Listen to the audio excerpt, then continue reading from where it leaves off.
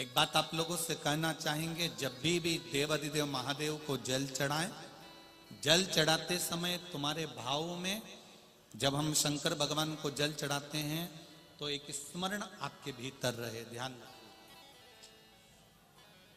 जैसे ये शिवलिंग है, ठीक है, ये जलाधारी है, ये कोलपीठी का जिस पर ये शिवलिंग रखा हुआ है, ये जलाधारी, बीच में अशोक सुंदरी, इधर गणेश जी, इधर कार्तिकेय जी, जिस पे शिवलिंग रखा हुआ है, ये माता पार्वती जी का हस्त कमल। ऊपर से जो एक एक बूंद पानी नीचे गिरता है वो शंकर भगवान की 5 बेटियां जया, विषहरा, शामली बारी, दौतली और देव। जब शिवजी को जल चढ़ाओ, शंकर भगवान को जल चढ़ाने के लिए सबसे पहले गणेश जी वाली जगह पर जल चढ़ाओ, फिर कार्तिकेय जी वाली जगह पर जल चढ़ाओ, फिर अशोक सुंदरी की जगह पर जल चढ़ाओ, फिर पीठिका पर जल चढ़ाओ, उसके बाद में शिवलिंग पर जल चढ़ाइए।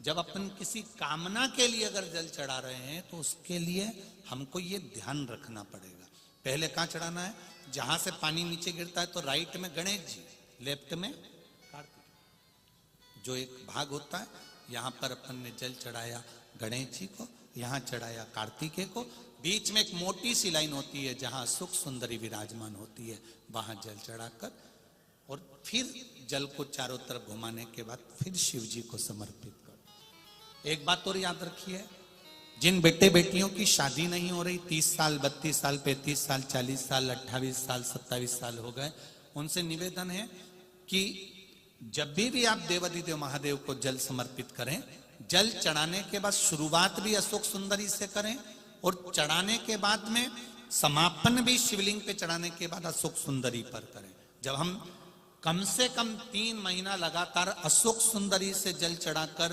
शिवलिंग पे जल चढ़ाकर अशोक सुंदरी पर उस जल की धार का विराम करते हैं तो ये निश्चित है कि बाबा देवाधिदेव महादेव की कृपा से 3 महीने के अंदर विवाह पक्का हो ही जाता है, निश्चितता। शिव को जल चढ़ाकर हम भगवान देवाधिदेव महादेव की आराधना कर सकते हैं। एक सुंदर पत्र आया, देखिए, बहुत बहुत ध्यान देना।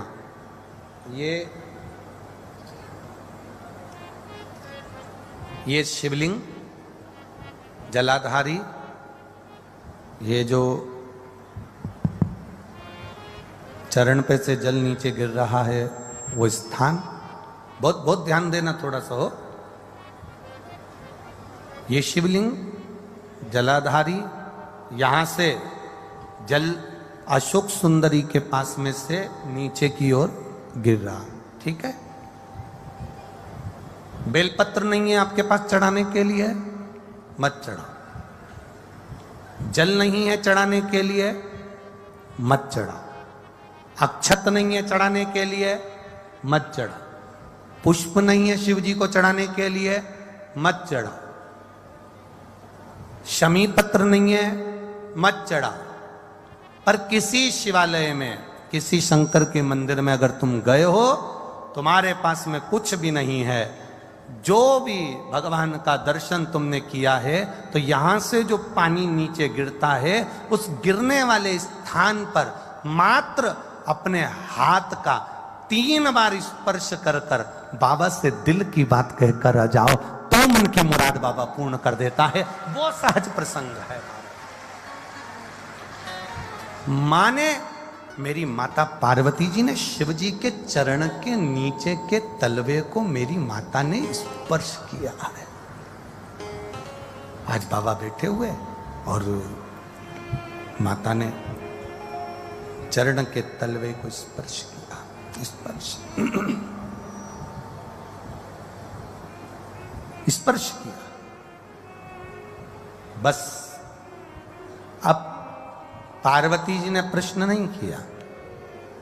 3 प्रश्न माता पार्वती जी कर चुकी थी, अब दूसरी बार माता पार्वती जी ने शंकर जी से कोई प्रश्न नहीं किया।